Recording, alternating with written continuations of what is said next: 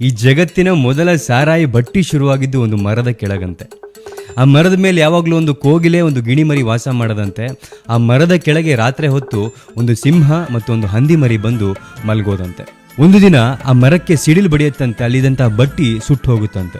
ಅಲ್ಲಿ ಹೊತ್ಕೊಂಡಂತಹ ಬೆಂಕಿಗೆ ಅಲ್ಲಿದ್ದಂತಹ ಕೋಗಿಲೆ, ಗಿಣಿ, ಸಿಂಹ ಮತ್ತು ಹಂದಿ ಸತ್ತು ಹೋಗುತ್ತೆ. ಆದರೆ ಅವುಗಳ ಆತ್ಮ ಶಾಶ್ವತವಾಗಿ ಸಾರಾಯಿ ಒಳಗಡೆ ಪ್ರವೇಶ ಮಾಡುತ್ತಂತೆ. ಸೊ ಹಾಗಾಗಿ ಒಬ್ಬ ಮನುಷ್ಯ 2 ಪೆಗ್ ಸಾರಾಯಿ ತಗೊಂಡ ತಕ್ಷಣ ಅದರೊಳಗಡೆ ಇದ್ದಂತಹ ಕೋಗಿಲೆಯ ಆತ್ಮ ಆಕ್ಟಿವೇಟ್ ಆಗಿ ಮಧುರವಾಗಿರೋ ಮಾತುಗಳು ಬರುತ್ತಂತೆ, ಸಂಗೀತ ಬರುತ್ತಂತೆ. 3 ಪೆಗ್ ಹಾಕಿದ ತಕ್ಷಣ ಗಿಣಿಮರಿಯ ಆತ್ಮ ಆಕ್ಟಿವೇಟ್ ಆಗಿ ಒಂದೇ ಮಾತನ್ನ ವಟ ವಟ ವಟ ಅಂತ ಮಾತಾಡ್ತಾರಂತೆ. ಅದೇ 4 ಪೆಗ್ ಹಾಕಿದ್ಮೇಲೆ ಸಿಂಹದ ಆತ್ಮ ಆಕ್ಟಿವೇಟ್ ಆಗಿ ಏರಿಯಾಗೆ ನಾನೇ ಡಾನು ಅನ್ನೋ ಥರ ಓಡಾಡ್ತಾರಂತೆ. ಅದೇ 5 ಪೆಗ್ ಹಾಕಿದ್ಮೇಲೆ ಹಂದಿಯ ಆತ್ಮ ಆಕ್ಟಿವೇಟ್ ಆಗಿ ನಮ್ಮ ಅಣ್ಣ ತಮ್ಮಂದ್ರು ಎಲ್ಲಿ ಬಿದ್ದಿರ್ತಾರೆ ಅಂತ ನಿಮ್ಮೆಲ್ರಿಗೂ ಗೊತ್ತು. ಈ ಕಥೆಯನ್ನ ಯಾರ್ಯಾರಲ್ಲಿ ಆತ್ಮಗಳು ಬಂದು ಹೋಗಿರೋದನ್ನ ನೀವು ನೋಡಿದಿರೋ ಅವ್ರಿಗೆ ಶೇರ್ ಮಾಡಿ, ಮನುಷ್ಯರಾಗಿದ್ ಬಿಡೋಣಪ್ಪ, ಎಣ್ಣೆ ಬಿಟ್ಬಿಡು ಅಂತ ಅವರಿಗೆ ರಿಕ್ವೆಸ್ಟ್ ಮಾಡ್ಕೊಳ್ಳಿ. ಎಣ್ಣೆ ಅಂಗಡಿ ಒಂದೇ ಸಾವಿಲ್ಲದ ಪ್ಲೇಸು,